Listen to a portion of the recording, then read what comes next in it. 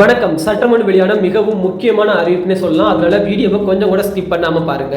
கடன் தள்ளுபடிக்கான ஒரு முக்கிய அறிவிப்பை பார்த்தீங்கன்னா தமிழகம் மற்றும் மத்திய அரசு வெளியிட்டிருக்காங்க. இதனால பார்த்தீங்கன்னா பொதுமக்களுக்கு ஒரு பயனுள்ள தகவலாக இருக்கும். தமிழ்நாட்டில் கடன் தள்ளுபடி திட்டங்களில் விவசாயிகள் மற்றும் மகளிரின் சுய உதவிகளுக்கு உதவுவதற்கென அமல்படுத்தப்பட்டுள்ளது. விவசாய கடன்கள் தள்ளுபடி 2016ஆம் ஆண்டில் தமிழக அரசு சிறு மற்றும் நடுத்தர விவசாயிகளில் கிட்டத்தட்ட 5318 கோடி மதிப்பிலான நிலுவையில் இருந்த பயிர் கடன்கள், நடுத்தர மற்றும் நீண்ட கால வேளாண் கடன்களை தள்ளுபடி செய்தது. அதனைத் தொடர்ந்து மகளிரின் சுய உதவி கடன்கள் கிட்டத்தட்ட 2023ஆம் ஆண்டில் கிருஷ்ணகிரி மாவட்டத்தில் உள்ள 42.44 கோடி மதிப்பிலான 1046 மகளிரின் சுய உதவிக்குழுக்கு கடன்கள் தள்ளுபடி செய்யப்பட்டு வழங்கியது. அதனைத் தொடர்ந்து 2022ஆம் ஆண்டில் 5 சவரனுக்கு கீழ் உள்ள கூட்டுறவு சங்கங்களில் நகைக்கடன் வைத்தவர்களின் தகுதி உடையவர்களில் கடன்களை தள்ளுபடி செய்வதற்கான தகுதி உள்ள மற்றும் தகுதியற்ற நபர்களின் பட்டியலை தயாரிக்க துணை உதவியாளர் தலைமையில் ஒரு குழு அமைக்கப்பட்டது. இந்த திட்டங்களில் கடன் சுமையால் பாதிக்கப்பட்டவர்களுக்கு நிவாரணம் அளிக்கின்றனர். ஆயினும் கடன் தள்ளுபடிக்கென சில சமயங்களில் கடனை திருப்ப செலுத்தும் ஊக்கத்தொகை குறைந்துள்ளது. நிதி நிறுவனங்களின் செயல்பாடுகளை பாதிக்கப்படுத்தப்படும் என்பதால் மத்திய அரசு பொதுவாக கடன் தள்ளுபடியை தெரிவிக்கின்றனர். அது மட்டும் அல்லாமல் பார்த்தீங்கன்னா ஒவ்வொரு ஆண்டும் பார்த்தீங்கன்னா தேர்தல் நடைபெறும் போது மட்டுமே இந்த ஒரு கடன் தள்ளுபடி அறிமுகப்படுத்தப்பட்டு வருகிறது.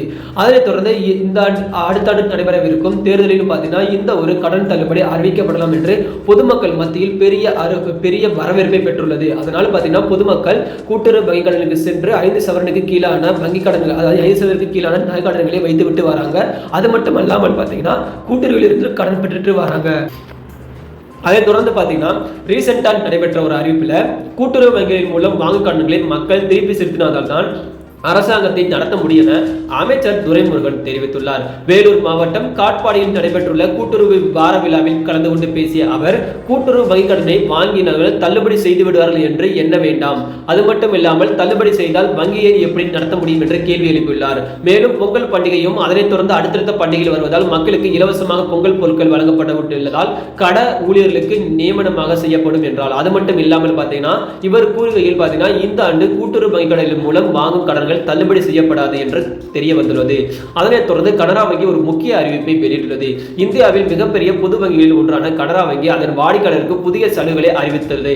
தற்போது குறைந்த வட்டியுடன் வீட்டு கடன்கள் மற்றும் வாகன கடன்களை வழங்குவது, செயல்முறை கட்டணத்திற்கென ஆவண செயல்பாடு கட்டணத்திற்கென முழுமையான தள்ளுபடி வழங்குகிறது. வீட்டு கடன்கள் வட்டியில் 8.40% முதல் சலுகை பார்த்தீங்கன்னா தள்ளுபடியுடன் குறைந்த வட்டி வீட்டமைப்புக்கான கனவை நினைவாக்க உதவும். செகண்ட் பார்த்தீங்கன்னா வாகன கடன்கள் வட்டி பார்த்தீங்கன்னா 8.70%. சலுகைன்னு பார்த்தீங்கன்னா வாகனங்கள் வாங்குவதற்கான குறைந்த வட்டி மற்றும் கட்டண தள்ளுபடி வழங்கப்படுகிறது. சிறப்பு அம்சம்னு பார்த்தீங்கன்னா செயல்முறை மற்றும் ஆவண கட்டணங்களில் முழுமையாக தள்ளுபடி அறிவித்துள்ளது. குறைந்த வட்டி விகிதத்தில் வீடு மற்றும் வாகனங்களை வாங்க விரும்புவதற்கு இது சிறந்த வாய்ப்பாக கருதப்படுகிறது. தள்ளுபடி சலுகைகள் குறிப்பிட்ட காலத்திற்கு மட்டுமே செல்லுபடியாகும் என்பதால் விரைவாக விண்ணப்பிக்கவும். மேலும் விவரங்களுக்கு அருகில் உள்ள கனரா வங்கி கிளையை தொடர்பு கொள்ளவும் அல்லது அதிகாரிகளுடைய இணையதளத்தை காணவும். இந்த தள்ளுபடி வாய்ப்பு உங்கள் கனவுகளின் நினைவாக்கும் என்று கனரா வங்கி அறிவித்துள்ளது. நம்ம இந்த ஒரு வீடியோல பாத்தீங்கன்னா 3 முக்கிய அறிவிப்புகளை பார்த்திருக்கிறோம். இதனை தொடர்ந்து பாத்தீங்கன்னா இதே மாதிரி கடன் தள்ளுபடிக்கான புதிய அறிவிப்புகளை நீங்க தெரிஞ்சுக் கொள்வதற்கு எப்போதுமே நம்ம சேனலை இணைந்திருங்கள். அனைவருக்கும் நன்றி, வணக்கம்.